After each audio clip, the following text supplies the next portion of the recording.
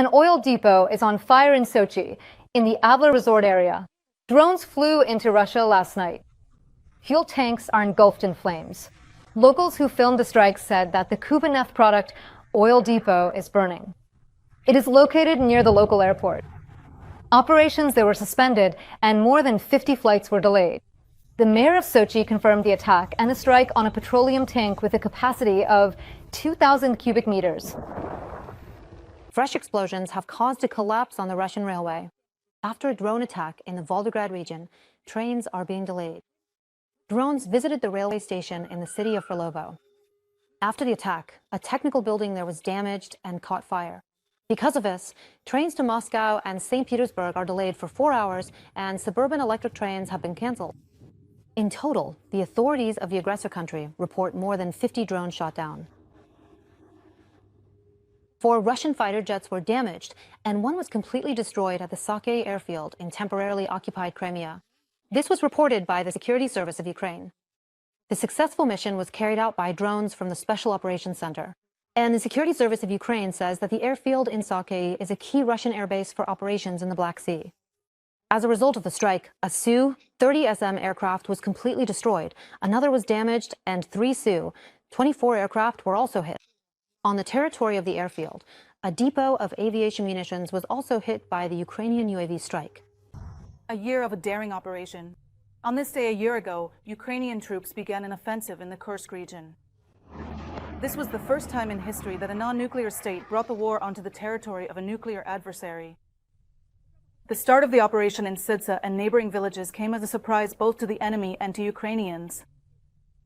Sidza itself became the most popular frontline spot among foreign and Ukrainian journalists.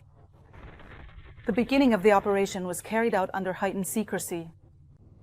More than 1,000 prisoners were captured and exchanges were resumed. The risky operation helped divert enemy troops from other directions. It was possible to halt the offensive in Donetsk and Kharkiv regions and disrupt the enemy's plans. For the first time, Russia was forced to deploy a foreign contingent, namely North Korean troops. Heavy fighting for the Kursk region and neighboring Sumy region is still ongoing. Ukrainian defenders are holding a small part of Russian territory. In this situation, we had to act, unconventionally. We needed to make some unexpected move, that is, to strike a blow that would disrupt all their plans. That's why, at first, this was planned as a deep raid.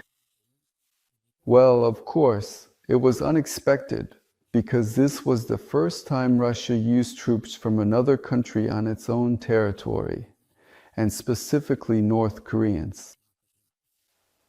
Moreover, such groups were formed right away.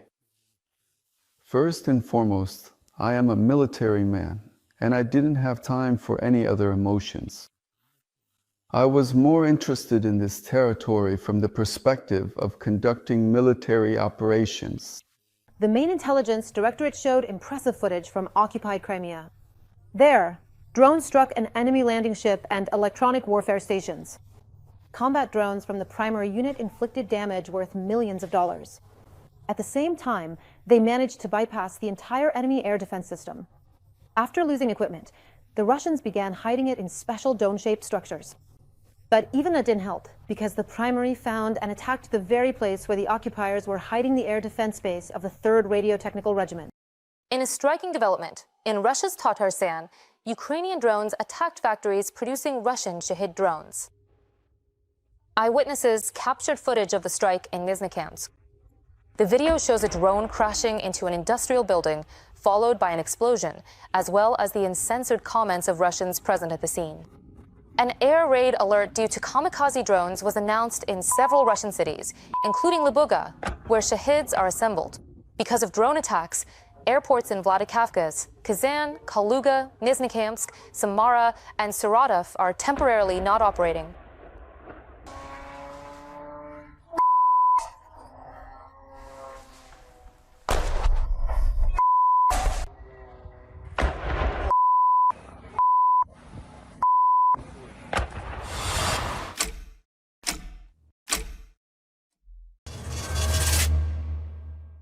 And we have good news from the main intelligence directorate. They reported 2 successful operations against Russian military forces in the Krasnodar region. The intelligence officers attacked a military unit, reporting at least 12 enemy soldiers killed and dozens wounded from the aggressor country. Meanwhile, in temporarily occupied Crimea, combat drones from the intelligence special unit Primary struck one of the most valuable radar stations of the Russian army, known as 98L6 Yenisei. It can be part of the Russian Promety or Triumph anti-aircraft missile systems. As a result, the occupiers' air defense capabilities on the Ukrainian peninsula have been reduced. Pokrovsk in the Donetsk region is completely under Ukrainian control. Another attempt by the Russians to enter the city has been repelled. The Dnipro Assault Brigade has published a video showing the city in flames and footage of soldiers defending it. But the defense forces assure that they are still holding it. However, on other sections of the front, the occupiers have advanced. The Russians have captured 2 settlements at once, Novokatsk and Tovst. They have also advanced near Verkhnyo-Kamiensk, Novospasssk, and Naikonarivka, as well as in Voskrzynsk, Zelina Muga, and Toretsk. This was reported by analysts from the Deep State Project. At the same time, according to the General Staff, there were 163 combat clashes over the past day. The occupiers attacked most actively in the Pokrovsk direction, launching assaults 45 times. More than a dozen assault attempts were recorded in the northern Slobozhansk and Kursk sectors. There were also 24 attacks in the Lyman direction. They took place near, in particular, Kharkivka, Karpivka, Kolodyazy, Shandry-Holov, and Yampol. Roughly the same number of assaults had to be repelled on the Novopavlivka section of the front. Despite the difficult situation, our defenders are putting up a worthy resistance, destroying the occupiers' manpower and their equipment. There was some action recorded last evening and overnight in Russia. Friendly Cotton paid a visit to at least 5 regions of the terrorist country. Residents of Ryazan, Lipetsk, Voronezh, Rostov, and Samara regions heard the sounds of war with their own ears. In Ryazan, explosions, which Russians stubbornly call pops, rang out near the Victoria Plaza shopping center. Residents of Novosailovo, Pioneersky Guy, and the Rybnovsky district captured the flights of these peacekeeping birds on their sanctioned phones. At least 2 explosions were heard in Taganrog on the coast of the Sea of Azov. In the Samar region, drones targeted oil refineries. The Electropriber enterprise in the city of Penza also took a hit. And finally, in a different context, we also mention the infamous Primorsko-Akhtarsk, from where drones fly toward us every night. In this town in the Krasnodar region, a fire broke out near the military airfield. It was an uneasy night as well in temporarily occupied Crimea. There are reports of a strike on a Russian radar installation in Feodosia. And the eyewitnesses to all this action didn't hold back, using plenty of their great and mighty language to describe their excitement at what they saw. Zelazny's beautiful harmonica playing, a truly captivating performance. Simon, you just got blown out message. Did you get that on camera? Unbelievable. The shockwave will reach us soon. Are you kidding me? Simony. Maybe we should go inside. It's fine. Don't freak out. Last night, there were at least 10 explosions in Taganrog, Russia. Drones attacked the Bereev Aircraft Company. Also, according to information from social media, the 708th Military Transport Aviation Regiment was hit. The Russian forces had to deploy not only air defense systems, but also helicopters, yet the results of their efforts speak for themselves. Eyewitnesses filmed several large fires at the scene. Drones also troubled Russia the day before. In the Russian city of Penza, a radio factory belonging to the Rostec enterprise is on fire. This factory produces automated combat control systems for various branches of the aggressor state's military, including air defense and artillery. The factory was hit by long-range drones.